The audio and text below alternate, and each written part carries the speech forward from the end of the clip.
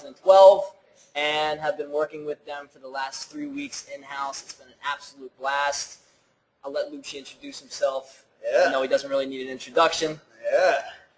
It's the intern over here. I'm the intern. The intern.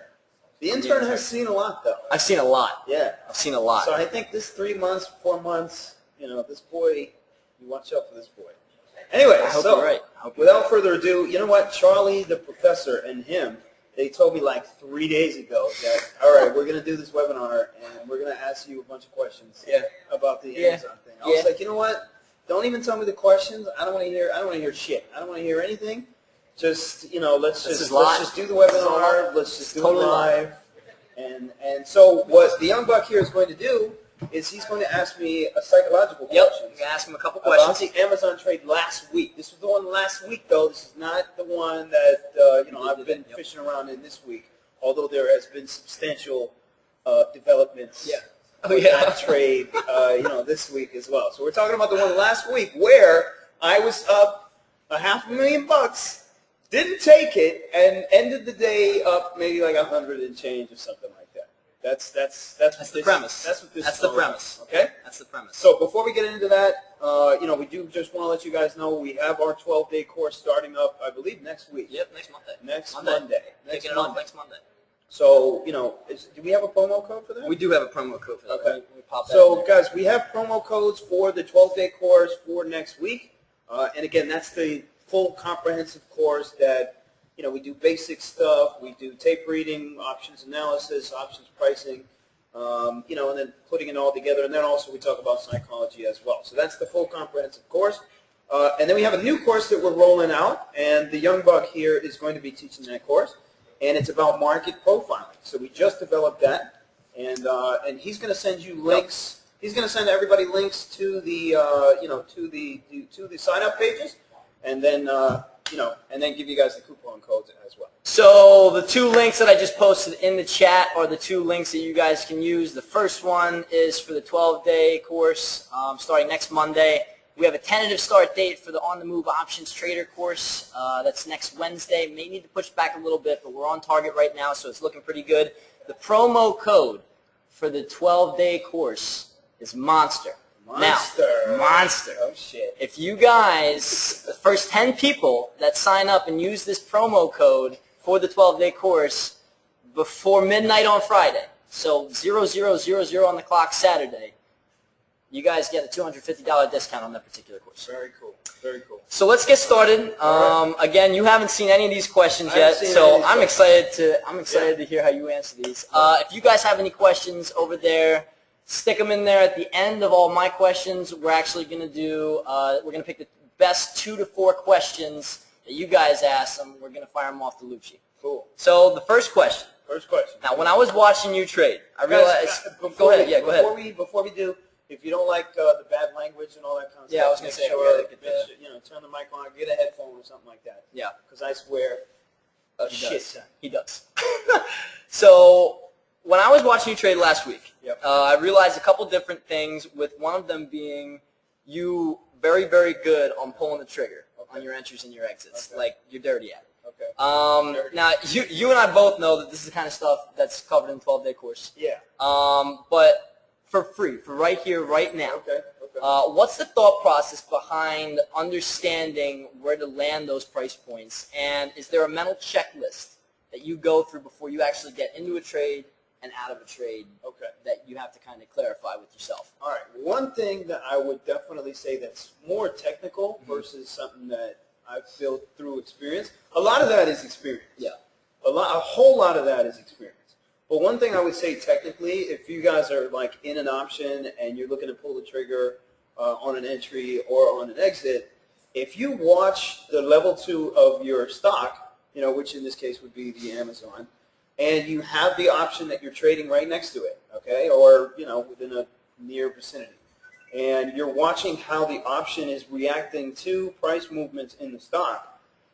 And I'm not just saying looking at it from price perspective. Yep. I'm looking at it from a sentiment perspective. Yep. It's like, okay, if Amazon is coming down, let's say 30, 40 cents, but my option is just staying where it is, then that might also mean that the move down in Amazon is not flaky. It's flaky. is flaky and it's just going to come right back up. I got a buyer in the option. Maybe I got a buyer in the stock. So I'm more kind of analyzing, okay, how is the option moving in correlation to my stock? And then what price levels are the market makers messing around with? Yeah. And that's a very important concept, and that's not something that really can be explained, just through one question and answer session. Very true. Yeah. This is something that we talk about in the 12-day course. There's a lot of manipulation that you see in an actual option just from what the market maker is trying to post their bid and offer. If you come in and, let's say, take an offer, or let's say you bid in between a market maker spread, they adjust around you. And you have to understand how they're adjusting around you. They're trying to get you guys to do something, whether it's get on the wrong side of the trade or whether it's dump your contracts to them. Remember, they're building inventory. They're changing their inventory around just to compensate for what's going on in the stock. So if you can understand that, then coming up with entries and exits is instinctual. It's very instinctual. Sweet. So provided you can understand how the market maker moves their spread, how they react to somebody like me who will just say, yo, give me 500 contracts right now and just give me the shit. I don't care what price you're giving to me, and I'm just taking offers completely or just taking bids. So if you can understand how they react to you, then coming up with entries and exits is very instinctual. That's kind of my answer to that question. So sentiment and understanding what the other guy's thinking. Yeah, what the smart money. What the smart money is thinking. Yeah, what the smart money is thinking. Sweet. So that would be that. Cool. So question number 2. One thing that you said on Tuesday, when you were asked about a profit target, was I have no end game. All right, and I wrote that down, and I was like, that was at one point I was like, oh my god, I gotta write that down. I have no end game. So as we all know, you take a considerable amount of risk, and that's your style of taking this game on. Yeah. But on a trade that size, how do you handle the emotions that go with letting a winner like that run as much as it can? This is all right. So there's a couple of different ways that you could do it. Number one, and this is what the pundits say in all the books, right? They say, you hit a price target, you get out of some, you lighten up your position slowly, and then that way you're not, you're not so heavily invested on every single tick in that option or position that you're in. Me, I'm kind of let the opposite school of thought. So, guys, by the way, this happened when I think I was up like a couple hundred. This is like the 350. Weiner was here on the other side and was just like, yo, what do you plan to do with this? And I'm like, I have no fucking idea. I have no idea what the fuck I'm going to do with this thing. And it kept going, it kept going, it kept going. Yeah. I thought that day was the day, too. I thought that day was the day. The day to hold it and that she would pay me out completely. That day happened to be today. I don't know if you guys were watching, but on Amazon, that day happened to be today. That day where you just hold it. And she pays you out and pays you out and pays you out. That day that I was in it, I don't know, maybe she had like 292 or something like that. It was 292. Yeah, it was 290 something. Yeah, it was 293. So at that point, I remember you came over. The P&L was up like $500,000, and I didn't do shit. I didn't want to get out of it. I didn't want to move. I didn't want to move at all. Yeah. Because at that point, I was like, all right, that's it. I'm in it. I got my move. She's going to coast to 300 with me in it right now. And I'm going to make $2 million. That's what was going on in my head. So there is a little bit of stupidity here involved, too. So I'm not going to sit here and say, that was the right course of action. I'm not going to say that was the wrong course of action. But at the end of the day, you do need to have some idea of when you want to get out. And I remember at one point you said, I want 288. Yeah. We got there. Yeah. And you were like, all right, well, now I want 294. And we got to 292, and you were like, I want 296. Yeah. So, yeah. And that's when I think Brian actually said, where's your end game? Right. And that's when you were like, I'm just going to let this ride. Right. So that was, in reality, in hindsight, in retrospect, that was the dumbest thing I could have done. Because, guys, I pissed away $500,000 in potential profits, which is ridiculous. I mean, imagine booking that, coming back in for the same position, and then making another 1.2 on top of that. You know what I mean? So ideally, there was much better ways to go about it. I have an issue with exits. That's one thing that I have an issue with. with taking profits, and everybody on Twitter knows that. So I have that. That's one of the biggest issues I think of even traders that have made it to the level that I've made it. Even some of the better guys out there. It's when you think you got it, you don't want to let it go. There's so much emotional capital that you've spent to get that position and to get that money, and when that shit disappears from you, you're just sitting there like, oh my fucking God, what am I going to do now? We're getting to that one too. Of course. That's a couple questions. Of course. So I'm up like $500,000, and then all of a sudden I'm looking at my P&L, it's like $300,000, and then I'm just screaming, fuck the world. Yeah. I hate my life right now, and I don't know what to do. Yeah. So at that point, I'm in there. I'm stuck. And I'm stuck until it gets to the point where it's so bad that you can't take it anymore. But it sucks that you have to hit that point instead of realizing it. You know what I mean? Yeah. You have to hit that point mentally before you actually react to anything. And I think a lot of traders run into that. I mean, even for me, when I was, I've been bitching about this stupid LinkedIn trade, and I play no size, whatsoever. I'm a tiny little cash guy, and that was the same thing. You have that trade, and it takes you to a point of anger and upset that you just scrap it, and it's not technically the right spot to scrap it, but you got to get rid of it because, and the worst, because the emotion. The worst part about all of this is that as soon as that thing started to turn, I knew. My instinct kicked in and it was like, dude, you need to get the fuck out right now. That's it. Everything was telling me, you need to get out. You gotta go. You need to leave. You need to go right now. Yeah. At least take $400,000. Take $400,000. Take $300,000. What's wrong with that? Still, you can't do it. You physically can't do it. Your mind freezes up, and that's it. You can't do anything until you hit that point where your mind has been fucked beyond belief, and then you're like, all right, I can't take this anymore. I'm really excited. Luckily, that point was me still making money, which I guess that's all I can take, to the bank with me. True. True. So it hurt, bro. It hurt. I know. I mean, you bring it up. I know. It's painful. I was there. It's painful. I was there. So speaking of size, and talking about that enormous position that you had from the start of your journey of an account the size of mine, to where you're at and you're trading now, how long did it actually take you to be able to psychologically work up to a size like the size that you had in Amazon that day when you were trading it, that actually create swings like the swings that you were dealing with every 50 cents at that point? I mean, I started in 2007 with your accounts, with a couple grand. And then by 2009, mid-2009, so I want to say 3 years. It took me to build up the sack, I should say, the ball sack, to be able to put on those kind of positions. It took me 3 years. But my mentality was always to push myself to the next level. I mean, you guys see me pushing now even. After I've reached here, I'm pushing every single day. Every single day I'm pushing to do something different. Something that I haven't done before or something, just to test the waters out and to see if I have it, And then who knows, the realization comes around and you're like, holy shit, I can do this. Yeah. This is something that I can do. Yeah. So let's go to the next thing.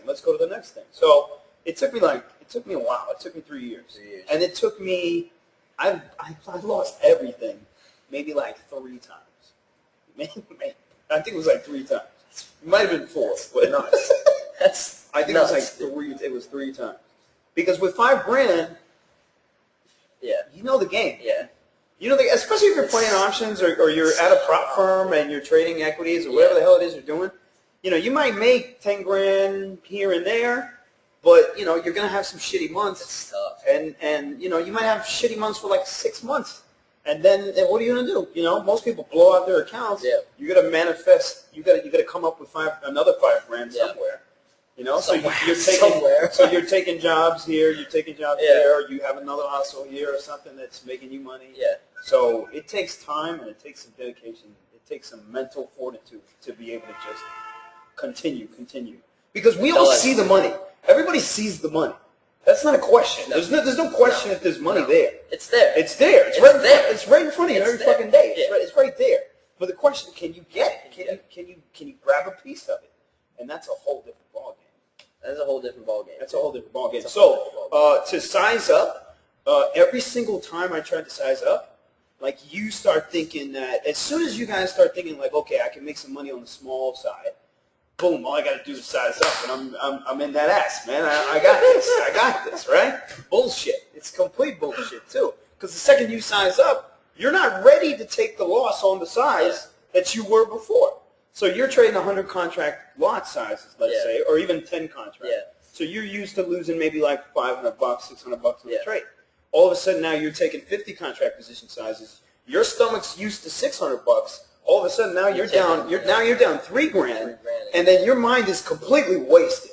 Completely wasted because now you don't know what to do. You're in shell shock. So exactly, and then that forces your next trade to be shit, and the one after that to be shit and shit. It's just a trickle down period, man. Yeah. Shit rolls downhill. So you really have to slowly do it, but you have to push yourself too in that position. Like you have to push yourself to figure it out. Yeah. You know, there's no other way you're gonna figure it out. I mean, I think that's one thing every trader that has stuck with it has run into in their life. I mean, I've run into it, twice now, where it's like, dude, can I continue from this point now? Can I actually continue to move forward? Right. And actually push, and it's not just that capacity of money. It's also that capacity of mentality. Exactly. Can I push from the mental standpoint that I'm in right now? Even though I just lost, blew up an account, can I keep going mentally with it? Exactly. So to me, I always equate it back to sports. I mean, trading to me is very similar to a lot of the stuff that athletes have to deal with. Like take the average tennis player. Yeah. Who's trying to make it to the top 10 rankings. On the ATP tour. And to do that, it's all about confidence. It's all about just working it out, grinding it out, forcing yourself into situations, and seeing if you got the stones. That's it. That is it. That is it. That's it. That's it. So final question that I have, and then we'll get to you guys out there, and this one's pretty good. Your composure during the day is the best I've seen from any trader. I've sat behind 4 head traders, including yourself.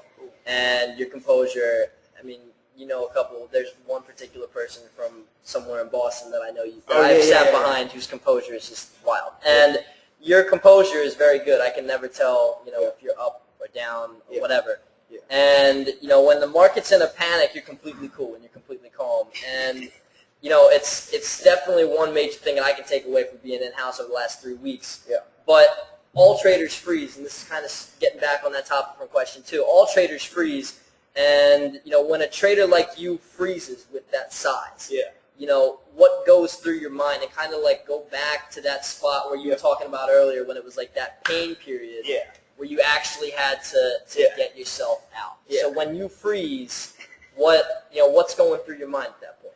All right, let me. You guys are going to get a taste of some really advanced sort of topics here. So there's 2 ways to answer that question. Number 1 is the technical way. So when you're in an option, right, and you're in with size, like I'm in with 3,000 fucking contracts. I have all the volume for the whole thing. So in other words, like somebody had to sell those to me. Yeah. And more times than not, it is a market maker that is sitting there, selling you those contracts. Mm-hmm. Now, if you miss an exit, right? If you miss an exit. And that market maker needs to hedge out of that position because remember, I'm up $600,000. Who do you think is down $600,000?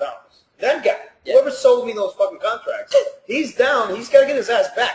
So either he hedges through the equity, or they do some funky stuff on the options to shake me out. Yeah. And that way, I end up selling my contracts back to this guy. Yeah. Which is exactly what happened. All right. So my option went to like $1.50 or 60, man. I don't know what the hell it went. $1.90. I don't know what it went. No idea. And what happened was the liquidity just disappeared. It just disappeared. And when I say disappeared, I mean the market maker, usually there was a spread of maybe like 10 cents or 15 cents. Yeah. It was like 30 cents. It was like 35 cents. And then even when I saw a bid, there was like 1 contract there or 5 contracts there. And previously, this guy would step up hundreds of contracts the whole time. And this guy, they just disappeared. Everything disappeared. And I'm sitting there with 3,000 contracts. So this is the technical version of why I freeze, because there's no way I can get out of these things unless I What am I going to do? You know what I mean? What am I going to take $3,000 and throw it in the market? Stick it on the offer. That's ridiculous. They'll pull it back completely and screw me on the fill. Completely screw me on the fill. So what happens is the stock gets to a point after they've jammed it up everyone's asshole. After that happens, that market maker comes back and says, "All right, I'm in the market to buy now." And anybody who didn't take it out, they're sitting there just hating life. And now all of a sudden they found a buyer that they can sell it back to. That buyer came back at like 80 cents. So I got out of some of it at like I remember at the top, and that was my only saving grace. That was my only saving grace. I got some out of it out of the top tick, and that's where I made the 100,000. The rest of it, I pissed it down and then some. So I had to sell back to that market maker a point down or wherever the hell I did. And then as soon as I got out of my contracts, I knew it. I looked at that guy. I was like, "You son of a bitch." Got me. You got me today. You got my contracts. They rallied that stock at the end of the day. That option went right back to about $1.30 or whatever. And that's what happened. So that's the technical. That's very advanced for you guys who really want to understand what's going on in the marketplace and who you're fighting against, and then how they're trying to battle it out with the retail guys or some other big paper, which is me, that comes into that option. So that's the technical. As far as the psychological one, in terms of the composure, so that's, again, I'm going to throw that to, I'm going to chalk that up to experience too. I've lost my ass so many times, and I've made so much money. And it's a fucking game. It's a game, man. It's a game. The sooner you guys accept the fact that there's going to be winners and losers and none of it matters, then that's when you can become a real trader. You know what I mean? That's when you can actually become a real trader.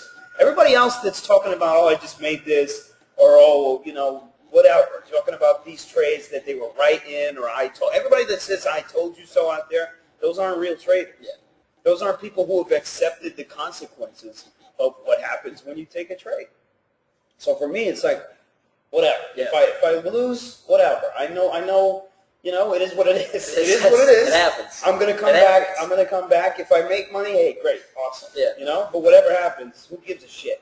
That's kind of my outlook on it. That's my outlook on it. So that's the sort of psychological thing from zero sum. It's a game. It's a fucking game. It's just a game. It's just a game. It's just a game. I mean, dude, look at me. I haven't had lunch. I just had a bowl of Lucky Charms. What the fuck am I doing here? I did get a haircut. I did get a haircut. He didn't eat, but he I got a haircut. I left and I got a haircut, which I shouldn't even have left. That Amazon today was a payday, and of course I was out completely. My option went from 80 cents to $4 and change. That all happened today. And I spent 3 weeks in this thing to make the money on this thing, and I still didn't get it. So it happens. So again, like in the sort of career of trading, you're never going to be satisfied with your what you can do, what you can't do. There's always going to be somebody that you need to beat or something that you need to prove to yourself. For me, like, I'm trying to hit this 7-figure trade.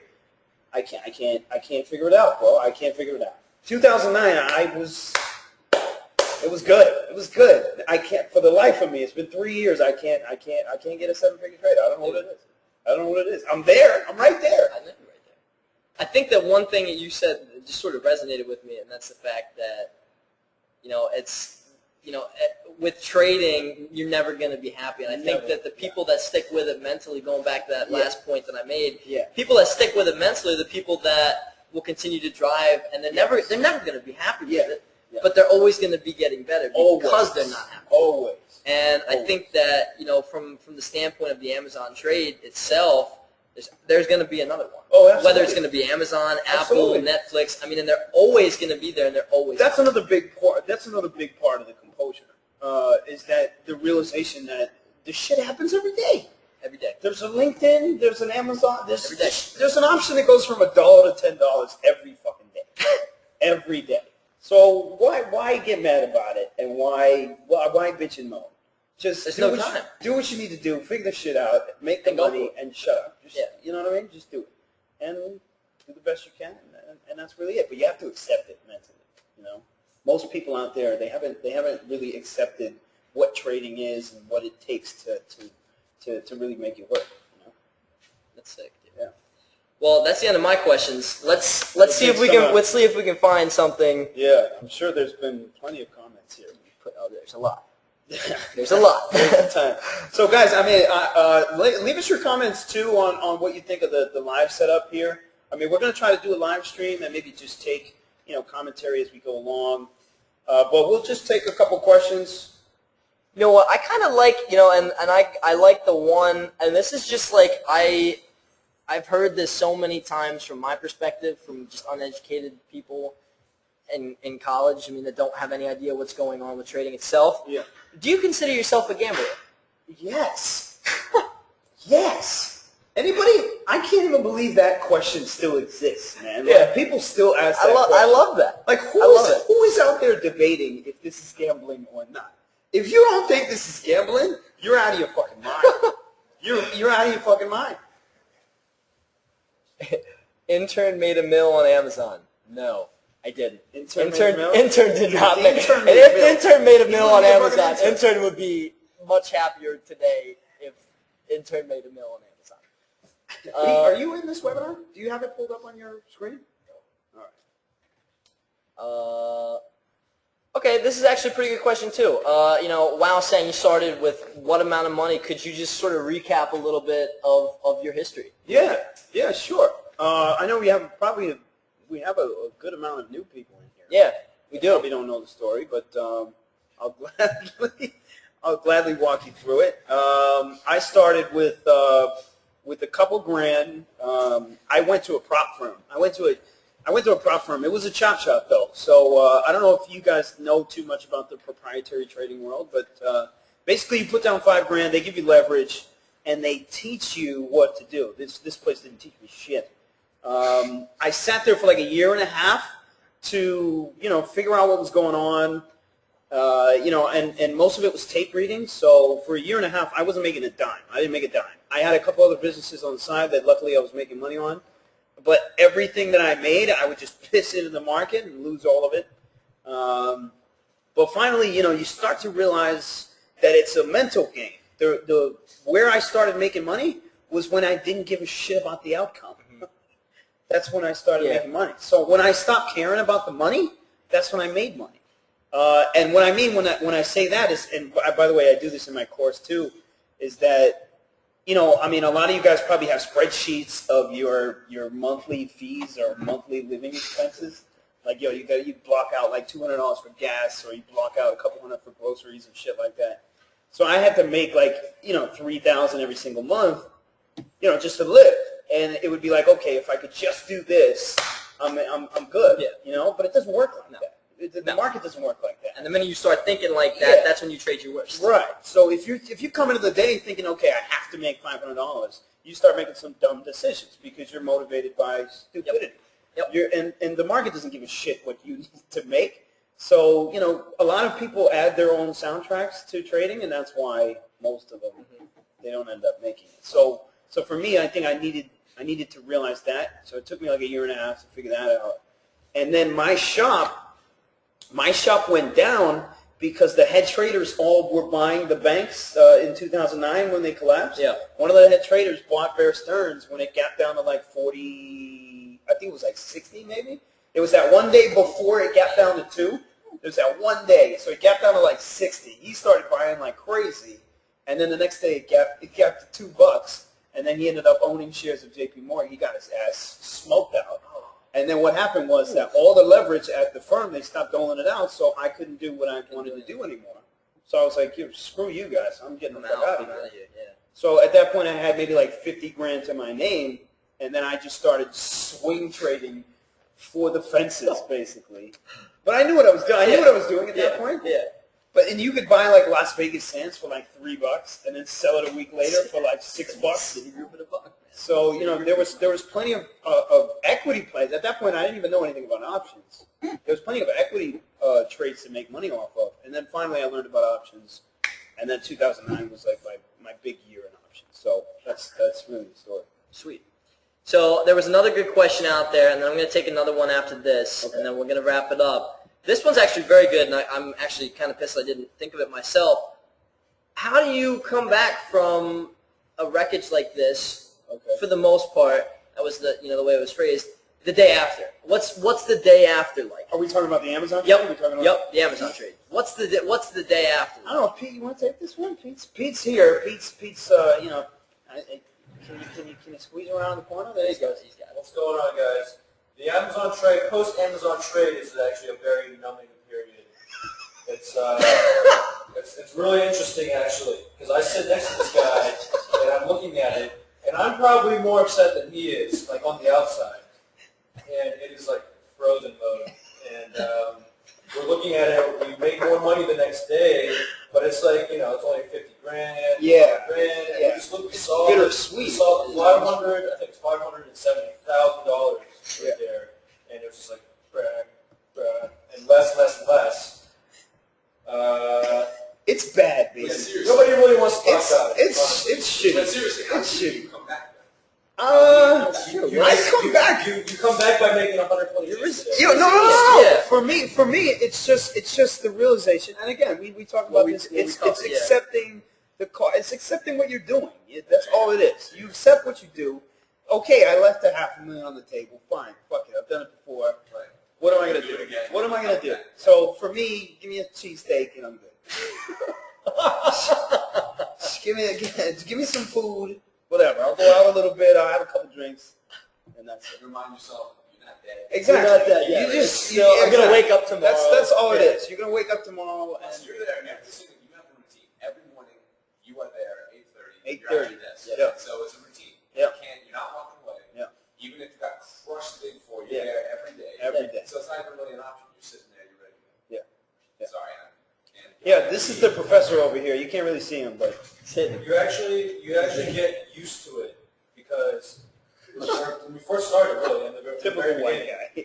we had It's one of like- our biggest losers in Facebook. It was a $90,000 loser in Facebook, and just being down that much makes it feel somewhat okay to be up, just not up that much. If Yeah. that makes any sense. Your stomach tolerance is built for losses.